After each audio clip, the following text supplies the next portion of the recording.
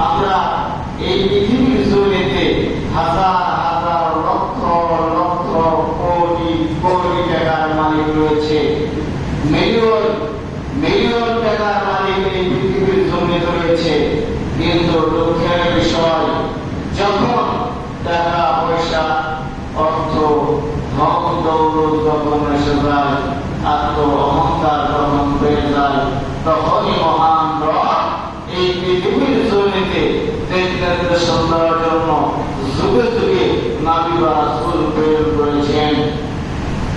কিন্তু আমাদের নবী বিশ্ব নবী সাইয়্যিদুল মুরসালিন খাতামুন নবী যার পরে কোনো নবী আসবেন না, আল্লাহ তাআলা নিজে বলেছেন এই পৃথিবীর জমিনে শেষ নবী হিসাবে পাঠিয়ে দিলাম। আর তার সাথে আমরা একটি কিতাব এই পৃথিবীতে পাঠিয়ে দিলাম যা লাউহুল মাহফুজে সংরক্ষিত রয়েছিল, যা পৃথিবীর জমিনে আলোকিত করবে। বলে আলহামদুলিল্লাহ। সেই লাউহুল মাহফুজের কথা শুনে অনেক নবীগণ আফসোস করেছিল যে আমরা এই পৃথিবীর জমিনে আসলে আমরা মূল যে বিষয়টা, যে কিতাবটা আমরা হয়তো দেখতে পাবো না, কিন্তু তাদের কতই না কখন ভালো যে পৃথিবীর জমিনে যে তারা কোরআন মাজিদ দেখতে পাবে, পড়তে পারবে এবং বলতে পারবে। বলে আলহামদুলিল্লাহ। সেই কিতাব আমাদেরকে আল্লাহ তাআলা দিয়েছেন, সম্মানিত করেছেন এই পৃথিবীর জমিনে কোরআন দিয়া। কোরআন যার ভিতরে নাই, আল্লাহ তাআলা বলছেন এই পৃথিবীর ভিতরে শূন্য ঘরের মতন কোরআন ছাড়া এই পৃথিবীতে যে মুসলমান বসবাস করবে, শূন্য ঘর যেমন সব সময় সিগা টিকটিকি এবং মাছরাস এবং উপরে বৃষ্টি, ঝড় বৃষ্টি যেটা আসুক না কেন প্রতিরোধ করার যেমন ক্ষমতা থাকে না, এমনি করে কোরআন যার ভিতরে নাই, আল্লাহ তাআলা বলছেন শয়তানের চক্রান্ত থেকে তাকে বাহার করার মতন ক্ষমতা তার নাই। প্রিয় মুসলিম কিরাম, যেই কিতাবটা আল্লাহ তাআলা দিলেন, যেই কিতাবের কথা বললেন, এই কিতাব কোন সাধারণ কিতাব নয়। এই কিতাব কোন মানুষের মন করা বানানো কিতাব নয়। মানুষের এই পৃথিবীর জমিনে বসে বসে লেখার কিতাব নয়। আল্লাহ রাব্বুল আলামিন বলেন লাউ আনজালনা হাযাল কুরআনা আলা জাবালিন লারাআইতাহু খাশি'আন মুতাসাদ্দি'আন মিন খাশিয়াতিল্লাহ।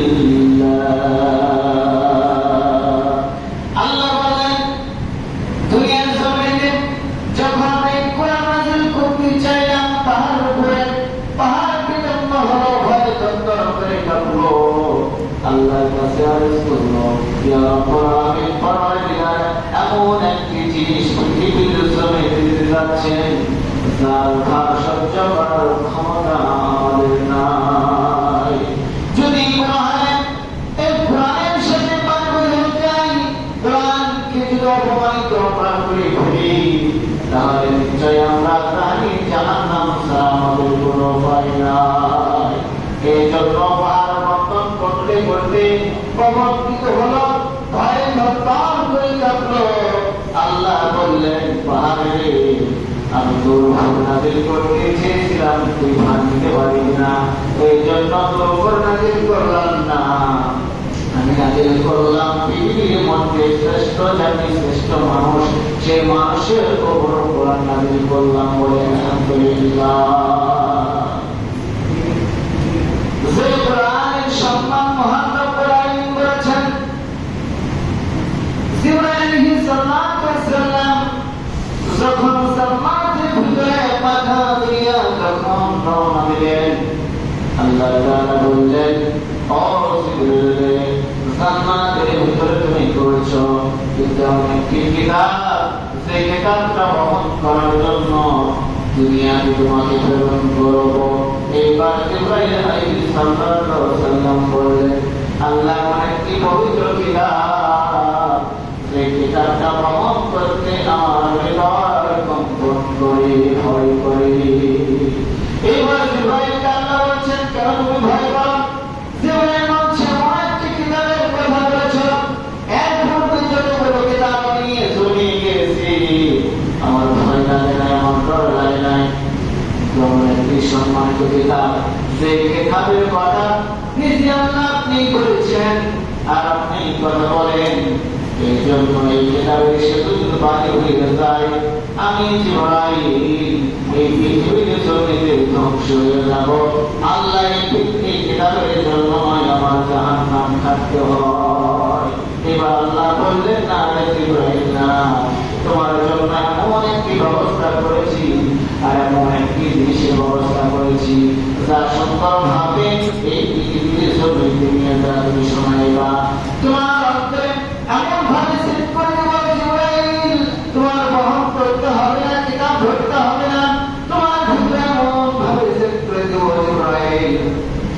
কথাটা তুমি নিজে সরাসরি তাকে বলবা, এই কথার ভিত্তিতে দৃশ্য বলে সুবহানাল্লাহ। জিবরাইল কি বললেন? জিবরাইল এক বাক্য যখন পড়বে একটা সঙ্গে সঙ্গে মুখস্থ হয়ে যাবে। সে আর নিয়ে যে আবার বলবে রাসূল আকরাম সাল্লাল্লাহু আলাইহি ওয়াসাল্লাম নাযিল হচ্ছিলেন কোরআন, তখন হুজুরকে বলছিলেন পড়ো আপনি, কেবল আপনি রব্বিকাল লাযী খালাক, পড়ো আপনার প্রভুর নামে। আল্লাহ রাসূল তখন পড়লেন,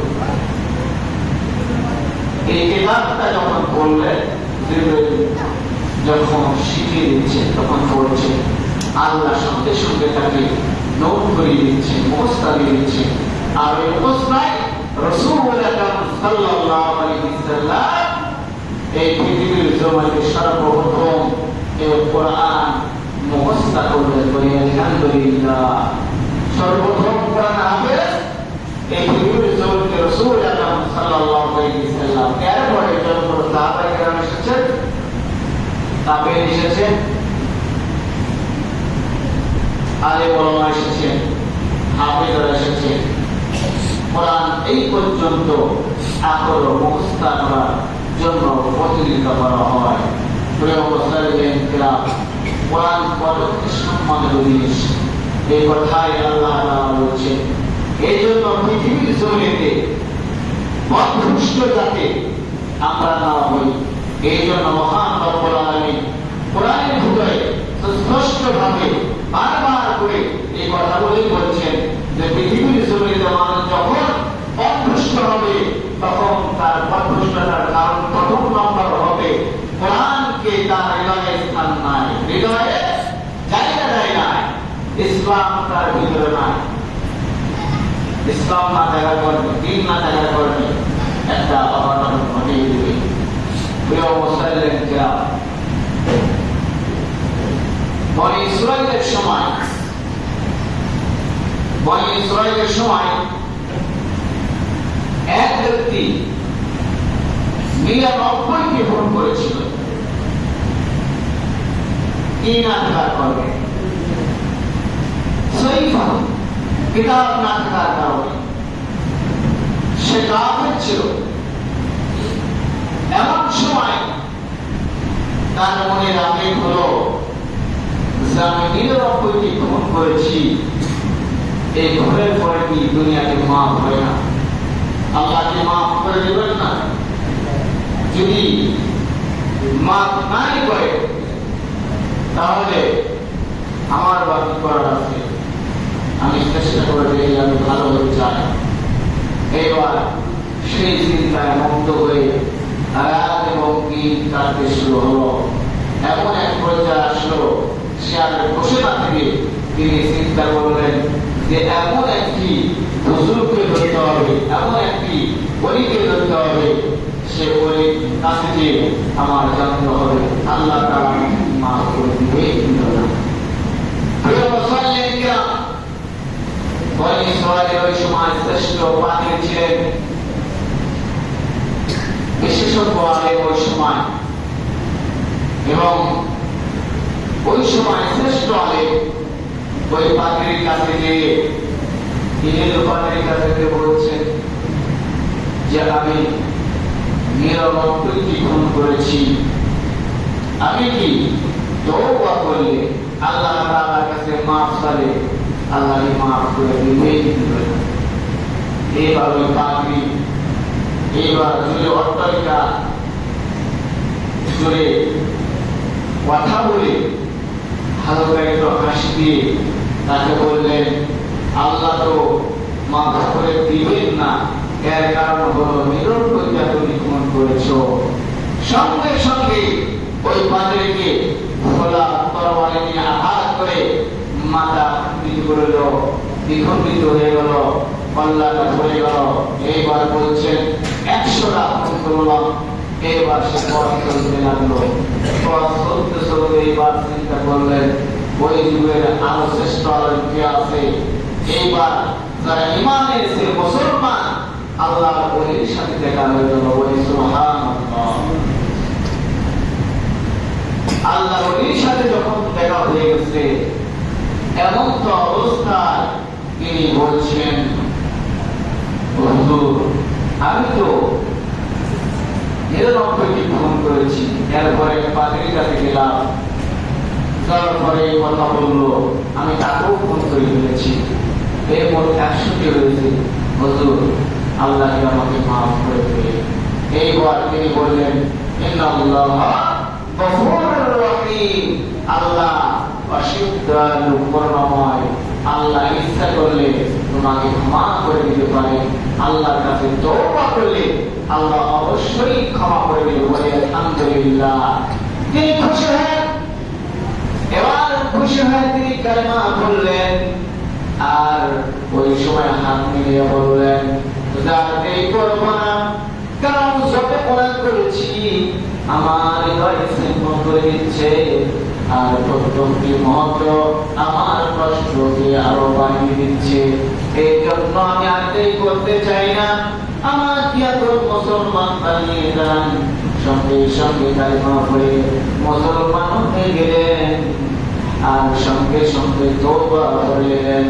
এমন তো অবস্থায় সে কিতাবের জন্য, কিতাব পাঠ করার জন্য, শেখার জন্য সে অগ্রসর হচ্ছিল। এমন সময় পথের মধ্যে আল্লাহ তাআলা হাসি দিয়ে বললেন, যাও ওই জিবরাইল ও আজরাইল ওই ব্যক্তির জান কবজ করে নিয়ে আসো, কারণ সে ব্যক্তি এমন তওবা করেছে, দুনিয়াতে এমন গুনাহ করেছিল যে গুনাহের কারণে পৃথিবীতে কোনো মাপ পাওয়ার যোগ্য ছিল না। কিন্তু আমি আল্লাহ রহমান, আমি রহিম, আমি দয়ালু, আমি কিভাবে দেখতে পারি, আমি মাফ করে দিয়েছি। সেখানে যে তারা জান কবজ করে নিয়ে, এবার জিবরাইল আসলেন, তারপরে আজরাইল আসলেন। আজরাইল আসার পরে সঙ্গে সঙ্গে আজরাইল জান কবজ করলেন। একদিকে রহমতের ফেরেশতা, আরেকদিকে আযাবের ফেরেশতা, দুই ফেরেশতা এসে টানাটানি শুরু করে। এমন তো অবস্থায় জিবরাইল এসে বলেন, তোমরা কেন টানাটানি করো? বলে সে খারাপ কাজ করেছে, এই খারাপ কাজের কারণে সে জাহান্নাম অর্জন করেছে, এই জন্য তাকে আমরা টেনে টেনে নিয়ে যাচ্ছি। এইবার রহমানের ফেরেশতা টানাটানি শুরু করে দিয়েছে। টানাটানি যখন শুরু করে দিয়েছে, জিবরাইল বলছে, জিবরাইল তোমরা কেন এই লোককে টানাটানি করো? এইবার বলছেন, আপনি জানেন, আল্লাহ জানে, আমরা জানি, সে ব্যক্তি তওবা করেছে, আল্লাহ তাআলা মাফ করেছে, সে জান্নাতে গেছে, এই জন্য জান্নাতে দিয়ে টানাটানি করে নিয়ে যায়। বলি সুবহানাল্লাহ। আল্লাহ রাব্বুল আলামিন এবার বসে থাকলেন না, আল্লাহ রাব্বুল আলামিন এই কথাই বললেন, জিবরাইল যাও, দেখো তো এখান থেকে তওবা করেছে, সেইখান থেকে সাকার মাগফিরাত হয়, যদি বেশি হয় তাহলে সে জান্নাতি, আর যদি কম হয় তাহলে সে জাহান্নামী।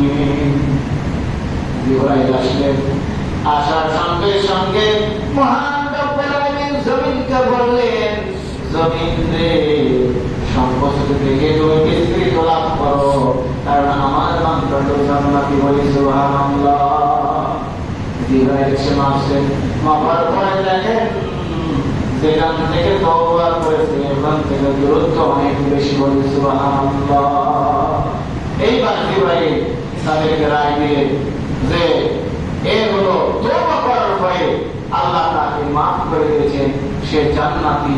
জাহান্নামের ফেরেশতা হাত তুলে তখন চুপচাপ হইল, আর কোনো নড়াচড়া করলেন না। আর জান্নাতের ফেরেশতা আনন্দে হাসি দিয়ে